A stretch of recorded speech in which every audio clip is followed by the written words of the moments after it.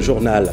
Dans l'actualité de ce mercredi, plus de 140 actes de violence faits aux femmes enregistrés en un an au Sénégal. La violence à l'égard des femmes, une épidémie sournoise qui brise des vies en silence. Les femmes victimes font des témoignages ahurissants dans les boutiques de droit. Ce 25 novembre marque la journée internationale pour l'élimination de la violence à l'égard des femmes. Grève de 48 heures des travailleurs du Centre régional des œuvres universitaires de Saint-Louis. Ils déclarent en avoir marre de la barbarie des étudiants. Hier, des travailleurs du Crous ont été brutalisés par des étudiants. Les détails dans ce journal. Et puis, zoom sur les îles du Saloum, un lieu qui renvoie aux vacances et au lâcher-prise, à rebours des populations qui souffrent en silence. Elles ont péniblement accès aux soins, faute de pirogues ambulances. Les évacuations sanitaires sont souvent un cauchemar pour les habitants. Reportage édifiant à suivre. L'actualité de ce mercredi, c'est aussi la mort de Diego Maradona. La légende du football argentin est mort à 60 ans d'un arrêt cardiaque. Il est décédé à son domicile à Buenos Aires. Voilà pour le sommaire. Tout de suite, le développement.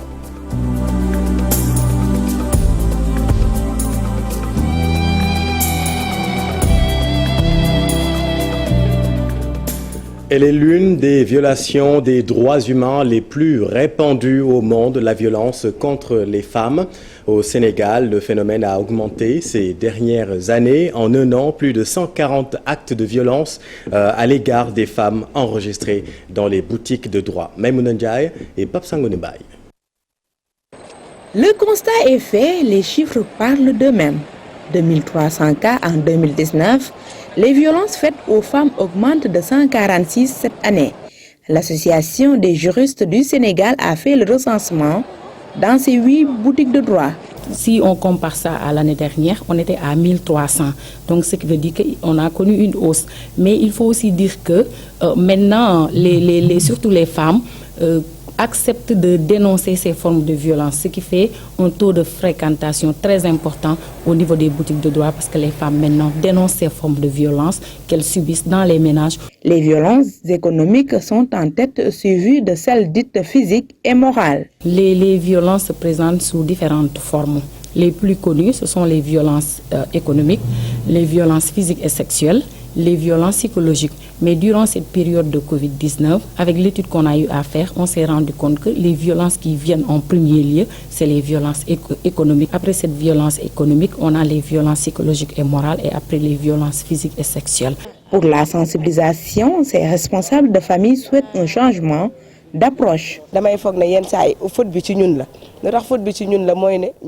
me dis que la faute incombe aux femmes parce qu'elles devraient revendiquer leur place dans la société. Il est temps que les violences faites aux femmes soient dénoncées sous toutes ses formes. C'est les femmes qui sont victimes à cause des hommes. On doit sensibiliser les hommes pour leur sensibiliser de ne pas violenter leurs femmes, leurs sœurs. Encore une fois, une femme en général, les femmes en général. On ne doit pas frapper une femme. Un homme normal pour moi ne doit pas frapper une femme. Des recommandations qui seront certainement prises en compte durant ces séjours d'activisme contre les violences faites aux femmes et aux filles, surtout au niveau communautaire. Merci Maïmouna. Venons-en à la révolte des travailleurs de l'université Gaston Berger de Saint-Louis. Ils ont décrété 48 heures de grève. Motif de leur grogne, certains parmi eux ont été brutalisés hier par une bande d'étudiants. Ça suffit, s'exclament-ils. Écoutons leur porte-parole Abdoulaye Dia avec notre équipe à Saint-Louis. Les étudiants, ce qu'ils ont fait, ils ont l'habitude de le faire. Parce que ça fait presque un an, on a une commission sociale qui est dans l'université en train d'intimider le personnel, en train de brutaliser le personnel. Alors que c'est des choses qu'on a reprochées à l'administration, jusqu'à présent ça reste prospère au niveau de l'université de Saint-Louis, ça prospère au niveau de l'université. Donc on veut régler ça définitivement en tant que délégué du personnel, en tant que collectif des délégués du personnel. On a fait un arrêt de travail de 48 heures renouvelable. Ce que nous voulons aujourd'hui, c'est de régler définitivement ce problème qui est en train de prospérer au niveau de l'université de Saint-Louis. Parce qu'on a vu dans toutes les universités du Sénégal, ce qui existe au niveau de Saint-Louis, ça n'existe nulle part. Donc on veut régler ce problème définitivement. Laissez les travailleurs travailler, vaquer à leurs occupations. c'est le droit le plus absolu, le droit du travail. À Kaolack, bonne nouvelle pour les étudiants de l'université El Hadj Ibrahima Niass. Les problèmes de transport seront atténués avec 2 bus mis à la disposition des étudiants. Une vieille doléance selon le nouveau directeur du COUD de Maguette Sène que nous écoutons avec notre équipe à Kaolack. Je suis venu aujourd'hui à Kaolack en passant par Fatick. Amener principalement des moyens de transport pour nos étudiants qui sont à l'université du Sine Saloum El Hadj Ibrahima Niass. 2 bus qui permettront à ces étudiants de se déplacer dans de meilleures conditions. Tout le monde sait que le site de Kaolack, le campus de Kaolack est éclaté entre différents sites très éloignés du campus pédagogique. Donc c'est tout à fait normal quand même que l'on puisse intervenir de façon à faciliter le transport aux étudiants pour leur permettre de se concentrer sur les études et de pouvoir en tout cas faire ce qu'on attend d'eux, réussir dans leurs études. Juste vous me permettez de remercier le président Macky Sall parce que c'est lui qui nous a donné ces joyaux-là qui sont ces 2 bus. Je l'ai dit tantôt, je l'ai dit quelque part, le président nous a envoyés mais il ne nous a pas laissé les mains vides. Il nous a envoyés, il nous a bien armés et pour ma première visite à Kaolack et à Fatick, j'amène ces 2 bus avec une ambulance médicalisée qui va venir en cours de journée. Fatick aussi, nous n'avons pas voulu disperser nos forces parce que voilà, et nous avons fait le choix d'amener les 2 bus à Kaolack et de faire un contrat de prestation de services avec les transporteurs de Fatick pour permettre à nos étudiants de Fatick aussi de pouvoir se déplacer à l'aide d'abonnements, de cartes d'abonnement à l'intérieur de la ville de Fatick. Là-bas aussi, on sait que les sites sont un peu éloignés les uns des autres, mais je crois qu'avec ce système de location, le problème du transport pourra être résolu. Restons dans le monde de l'enseignement, suite de notre série de reportages consacrés à la reprise des cours. La parole à des collégiennes ce soir. Vous allez le voir, la rentrée est aussi particulière pour ces adolescentes. Cette année scolaire commence comme partout par une série de révisions. Reportage Aminata Mbaresso et Pape Sango Dembaye. Au moment de l'arrêt des cours en présentiel, elle faisait la classe de 6e niveau secondaire. Admise en classe supérieure, leur nouvelle année académique commence par des séries de révisions et une large fenêtre sur quelques chapitres clés de l'année passée. On a commencé par réviser les leçons de 6e. On a commencé aussi par les adjectifs, là où on s'était arrêté. Organisation d'un campus et les nombres arithmétiques. Division et multiplication. Des apprentissages essentiellement consacrés à des chapitres inachevés des classes antérieures. Par exemple, en mathématiques, un élève de 3e qui a été en 4e, qui n'a pas vu tout le programme, il y a des chapitres qui sont importants, comme le théorème de Pythagore qu'il va appliquer en classe de 3e et dans les autres classes. C'est pour cela qu'il est important de refaire ce programme-là. Il y a aussi le calcul algébrique, développement, factorisation, les élèves ont besoin de ça. Une volonté du ministère de l'Éducation nationale pour rattraper les heures de cours perdues en période de confinement. On nous a remis un programme dans chaque discipline. On a un programme à faire pendant 1 mois. Une continuité des apprentissages qui concerne essentiellement les élèves en classe de 5e, 4e et 3e pour le niveau d'enseignement moyen, ce sur une période d'1 voire de 2 mois. Merci Aminata. Toute autre chose à présent, l'abattage clandestin irrite la Sogas. La société abat 200 moutons et 400 bovins par jour. Le directeur appelle à la modernisation du parc des petits ruminants pour mieux satisfaire la demande. Annonce faite à l'occasion de la visite du nouveau ministre de l'élevage à la société de gestion des abattoirs du Sénégal. Habib Faye et Moudou Diop en bon carnassier les ont suivis. Reportage. 35 000 tonnes de viande consommées par jour par les Sénégalais. La Sogas se réjouit de cet exploit. Avec 200 moutons immolés chaque 24 heures et 400 bovins pour approvisionner la capitale en viande, le directeur fustige l'abattage clandestin, principale cause du vol de bétail. L'abattage clandestin, c'est un fléau qui est vraiment dangereux à combattre. Si on veut aujourd'hui éradiquer en tout cas le vol du bétail, il faut passer par l'abattage clandestin qui est pratiqué partout dans le Sénégal. Cependant, le chef du service administratif du personnel des abattoirs du Sénégal prône le soutien pour un emploi des jeunes décents. Et ces gens-là, ce qui se passe ici, c'est l'abattage social. Je crois qu'il y a lieu de discuter avec les autorités de la SOGAS et voir tous ces chefs de famille-là qui vivent autour de ça, trouver des solutions, que la SOGAS quand même, parce que quand même, moi qui vous parle, j'ai été le chef du service administratif et du personnel des abattoirs du Sénégal. Pourquoi il faut sauver et pérenniser les emplois qui sont là-bas, mais également penser à ces jeunes-là et sauver également leur gagne-pain. En marge de sa première visite au parc des petits ruminants, le ministre de l'élevage est prêt à moderniser le secteur animalier. Ali Saleh Diop d'inviter les principaux acteurs à œuvrer pour son développement. La modernisation du secteur va être une activité transversale qui va avoir du répondant dans la productivité du bétail. Qui parle de productivité parlera de l'amélioration génétique. Qui parle de productivité parlera de l'amélioration de l'alimentation du bétail par les cultures fourragères. Face aux nombreuses difficultés, les acteurs de la SOGAS veulent un marché digne de ce nom. Impactés par les travaux du terre, ces acteurs réclament l'indemnisation des 200 travailleurs. Merci Habib. Manger du poisson comme bon vous semble. La maladie mystérieuse qui frappe le milieu des pêcheurs sème le doute et pourtant elle n'a aucune incidence sur la comestibilité du poisson. Mais elle a certains spécialistes, certains restaurants spécialistes du poisson pâtissent de cette crainte qui s'installe. Illustration dans ce reportage de Fat Bintou Conté et Gervais Yao. Nous sommes à la pointe des Almadies. Ici, dans tous les restaurants, le plat principal est à base de poisson. Malheureusement, la maladie mystérieuse des pêcheurs a eu raison de leur vente. La clientèle s'est fait rare. La vente a beaucoup baissé, on le sent vraiment. Dans nos restaurants, beaucoup de choses ont changé. Depuis l'annonce de la mystérieuse maladie, les clients ont déserté la pointe des Almadies. On dirait qu'il y a une crise à la pointe des Almadies. Nous ne voyons plus de clients, on travaille plus, nous vendons des fruits de mer, mais depuis l'annonce de la maladie, tout est à l'arrêt. Pour l'instant, quelques personnes qui se pointent à midi et qui réclament du poisson sont des étrangers. La clientèle sénégalaise ne veut plus du poisson depuis l'annonce de la maladie.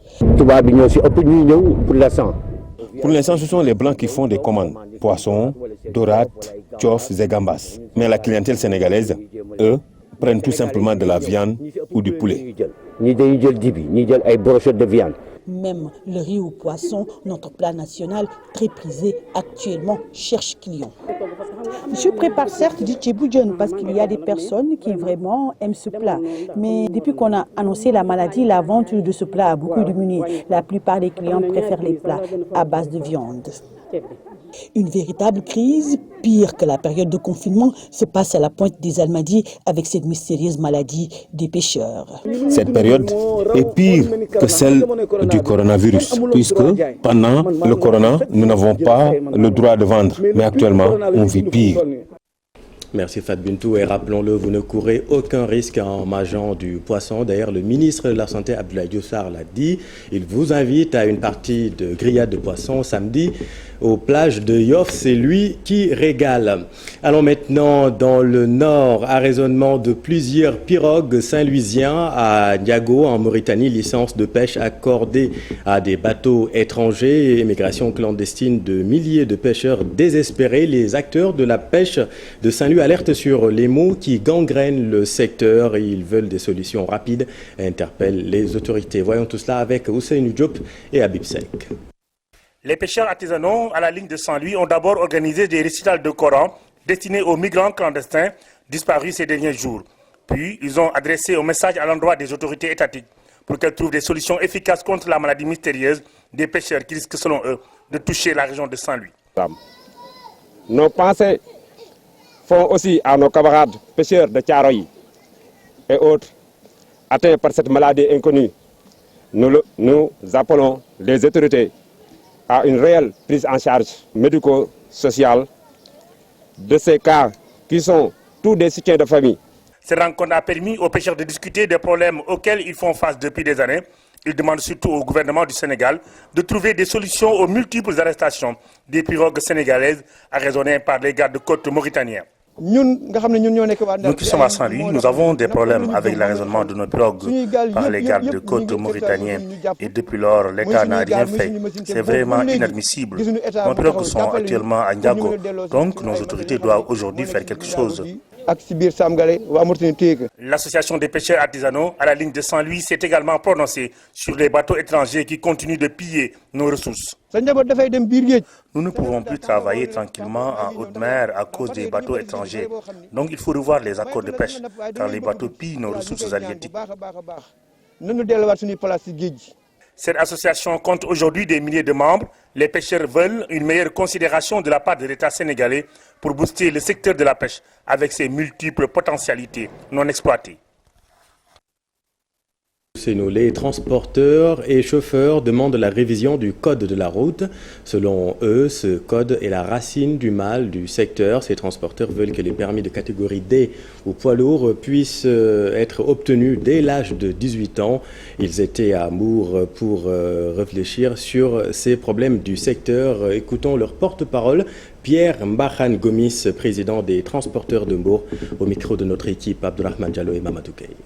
La loi de 2003 qui a modifié le code de la route sénégalais et qui a été promulguée en 2004, c'est là-bas où sont inclus certaines difficultés que nous vivons. Et cela, nous demandons aux camarades de s'unir autour d'un seul homme pour pouvoir, l'œil dans l'œil, regarder nos autorités pour qu'une partie de cette loi-là soit revue. Par exemple, aujourd'hui, moi je suis membre à la commission technique de retrait et de gestion des permis. Qu'est-ce que nous voyons aujourd'hui à travers cette loi qui maintenant retire les permis des chauffeurs qui sont victimes d'un accident de la circulation, que ce soit un accident corporel ou homicide involontaire et infraction du code de la route.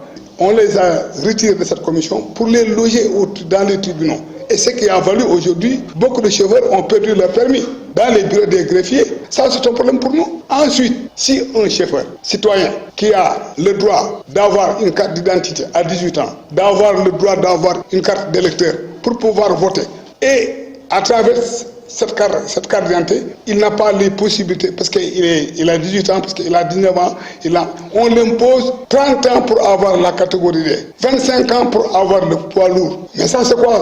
Je dis que ça c'est anticonstitutionnel. La colère gronde dans les zones de Taïba Ndiaye, Darou Khoudoss et Mboro. Les populations s'insurgent contre les activités jugées néfastes des sociétés extractives. Selon ces habitants, ces entreprises sont responsables de la pollution monstre, mais aussi de la perte des surfaces agricoles. Voyons tout cela avec Cheikh Anta Diop et Seyla Thier. Pollution, perte foncière, non remise à niveau des sols exploités, les populations riveraines des industries extractives venues de Diogo, Mboro, Darou Khoudoss, Taïba Ndiaye dénoncent les impacts négatifs de la gouvernance foncière. Du point de vue aussi économique, c'est la morosité. Les gens vraiment, comme je l'ai dit tantôt, s'appauvrissent de jour en jour et on ne peut que l'imputer aux industries extractives parce que nos seules sources de revenus qui étaient nos terres nous ont été délaissées et que les dédommagements comme les indemnisations n'ont pas été à la hauteur des pertes. Une fois qu'on déménage le village, on perd tout en fois, on perd et la surface arable et la surface habitable et on nous mène dans des contrées où on ne peut plus avoir même pas 1 centimètre carré pour faire de l'agriculture. Nous ne sommes que des agriculteurs, nous ne savons que l'agriculture. Nous sommes nés, grandis et tout, connaissons que l'agriculture. Moi je me dis que le plus grand pourvoyeur d'emploi dans ce pays, c'est le secteur agricole. C'est pour surmonter toutes ces difficultés que Enda Diapol a convoqué tous les acteurs impliqués autour d'une table, en l'occurrence les autorités territoriales, les sociétés minières comme ICS, Grande Côte Operation, les groupements de femmes, de jeunes. C'est pour mettre en place des stratégies allant dans le sens de solutions durables. C'est également un projet qui s'inscrit dans une dynamique de responsabiliser les communautés à mieux maîtriser leur situation et à les prendre en compte en développant des initiatives. Un pacte local a été signé, cela engage tous les acteurs de l'arrondissement de Meouane pour la réalisation des activités retenues dans le plan d'action. Retour à Dakar, ravitaillement en eau potable face aux plaintes et complaintes des populations des parcelles assainies. La SONES cherche à faire face aux difficultés des populations. La Société des eaux du Sénégal a présenté aux représentants des populations l'unité mobile de traitement de fer et du manganèse, une station qui a une capacité de production de plus de 2000 mètres cubes jour. Une infrastructure de l'avis du directeur de la SONES va soulager les consommateurs face au manque d'eau aux parcelles assainies. Ibou Diouf, Amadouba. Une station de 1200 mètres cubes par jour pour 4 quartiers des parcelles assainies durement touchés par la pénurie d'eau. Cette unité mobile devra apporter la vraie solution. Cette unité permettra d'apporter 2 400 000 litres d'eau de plus aux parcelles assainies. Pour le moment, à compter ce jour, cette unité est mise à la disposition de la CNO qui est en charge de l'exploitation et la commercialisation de l'eau afin qu'elle puisse en faire bénéficier au mieux avec efficacité les populations. Les parcelles assainies avec une forte demande de consommation en eau, la localité a toujours connu des difficultés de ravitaillement correct. L'eau venait vers 4 heures du matin. Parfois, nous n'avions même pas d'eau. Et en tant qu'usagers, nous étions sollicités du matin au soir, surtout par les bonnes dames, pour l'approvisionnement en eau par les citernes. Cette structure est venue à son heure. Donc nous, population, nous sommes très satisfaits et nous remercions le directeur. Les quartiers des HLM Grand Médine, des unités 24, 25 et 26 vont bénéficier de ce programme. Le maire de la localité demande aux consommateurs d'en faire une utilisation correcte et rationnelle. Le constat, il est général. C'est que nous, Sénégalais, nous gaspillons de l'eau. Nous revendiquons de l'eau, mais aussi nous gaspillons de l'eau. Ça, c'est une réalité dans ce pays-là. Donc, nous demandons aux populations de gérer de manière rationnelle cette eau.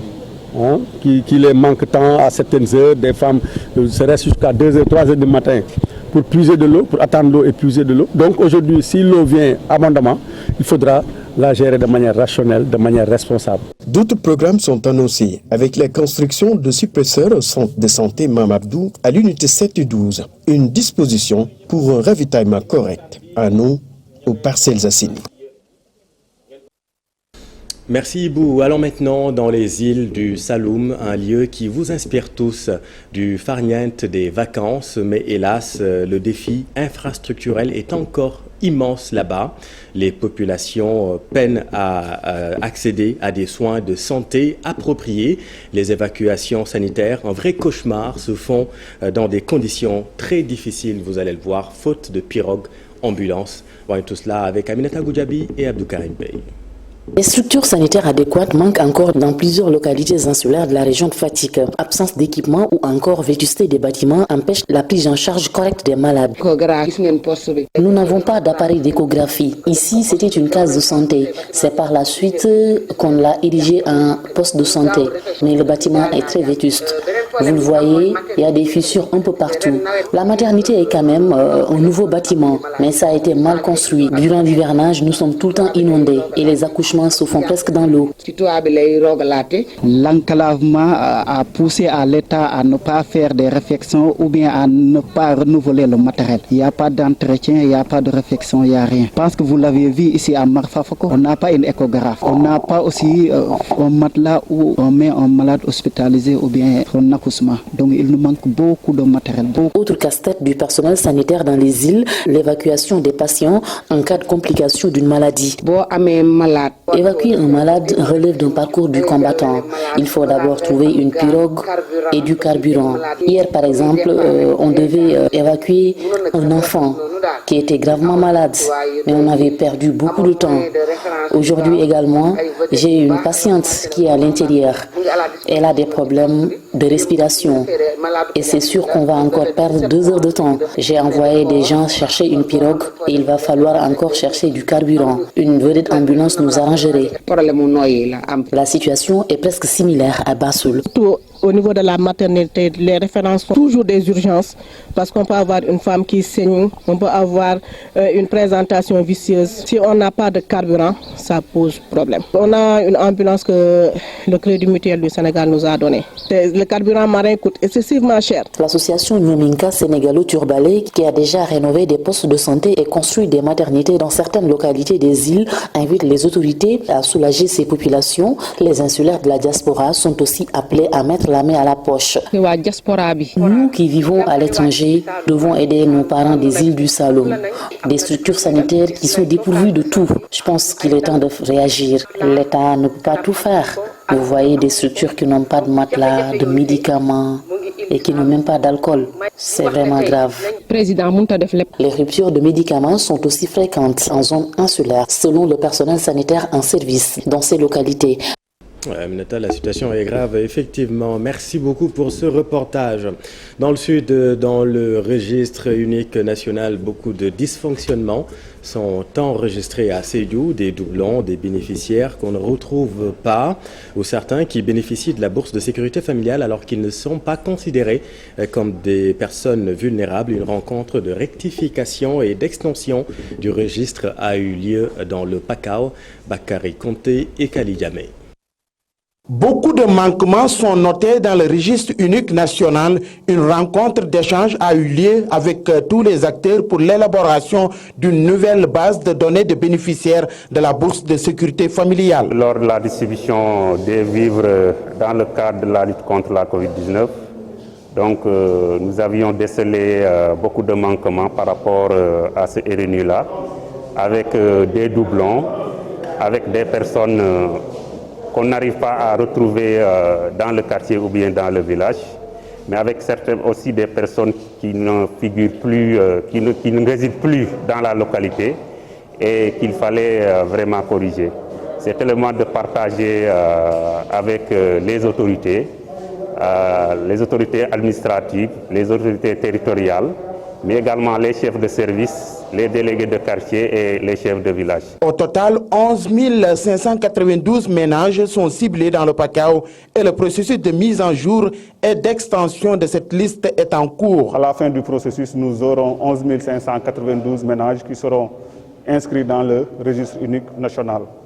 Donc aujourd'hui, à côté de l'opérateur social AGE, avec ses superviseurs, à côté, nous avons les autorités administratives et les autorités locales. Au niveau de chaque quartier, nous allons faire le travail nécessaire de revalidation et le travail d'extension. Aujourd'hui, dans cette région, nous sommes dans le processus qu'on a démarré par d'autres activités de formation, de préparation des comités. Et là, c'était un atelier de partage avec les autorités administratives au niveau du département. Le reste du travail va se continuer avec des forats communautaires dans chaque commune, sous la supervision des superviseurs de l'opérateur social AGE. Des comités seront installés dans les différentes localités de la région afin d'obtenir un fichier fiable. Merci Bakary. Et puis sur l'international, reparlons du décès de l'ancien président du Niger, Mamadou Tandian. Une disparition qui vient endeuiller une nouvelle fois la sous-région. Mort outre Tandian, 3 autres anciens chefs d'État nous ont quittés récemment. Des pertes immenses pour le continent. Mamadou Fall. La sous-région marquée par la mort de 4 ex-présidents des pays comme le Niger, la Mauritanie, le Mali et le Ghana ont été frappés en ce mois de novembre de l'année 2020. Mamadou Tandian, renversé en 2010 par un putsch militaire, est resté une figure emblématique de son pays. Il a su redresser le Niger et éviter une crise économique accrue. La Mauritanie, quant à elle, a perdu un père, un guide, Sidi Ould Cheikh Abdallah, parti lui aussi en ce mois de novembre à l'âge de 82 ans.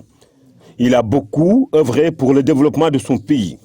Les Mauritaniens peinés de sa disparition ont décrété 3 jours de deuil national. 2 autres pays de la sous-région ont été également touchés. Le Mali a perdu son ATT. Amadou Toumani Touré demeure une figure historique de l'histoire politique du Mali. Le Ghana, lui, est frappé par la mort de son ex-président, Jerry Rawlings, décédé à l'âge de 73 ans. L'ami de Fidel Castro a révolutionné l'économie ghanéenne. Il est l'une des figures politiques les plus marquantes et charismatiques du continent africain. Des pertes qui privent le continent africain de ses mémoires, de ses grands hommes. Comme le disait Cheikh Hamidou Kane, Un vieillard qui meurt, c'est une bibliothèque qui brûle, mais adapté à cette situation, un ex-président qui meurt, c'est toute une stratégie de développement qui s'enlise. L'autre grand titre de l'actualité de ce mercredi, c'est aussi ce séisme dans le monde du football. La mort de Diego Armando Maradona d'une crise cardiaque à son domicile à Buenos Aires. L'Argentine va d'ailleurs observer 3 jours de deuil national. Entre la sélection argentine et le Napoli, Maradona a été le grand artisan de succès qui ont fait de lui une star planétaire. Cherti Diandiao. Le dieu du ballon part après avoir vécu plus d'un demi-siècle. Mais son héritage restera à jamais gravé dans les annales du football. Ce génie aura marqué ce sport de son empreinte, de par son talent immense. C'est en 1982 que la star argentine de Boca Juniors débarque en Europe, plus précisément à Barcelone. En 2 saisons, Maradona marque 38 buts lors de son passage, ponctué de blessures et de traitements hostiles des défenseurs, à l'image d'Andoni Goicoechea qui lui avait brisé la cheville. Son transfert au Napoli en 1984 fait entrer le club italien dans une autre dimension. L'équipe italienne, qui n'avait jusqu'alors que 2 coupes nationales, a touché le ciel et atteint des sommets insoupçonnés avec la star argentine. Avec le Napoli, Diego Maradona gagnera le championnat à 2 reprises ainsi que la coupe de l'UEFA pour un club qui ne jouait que pour éviter la relégation.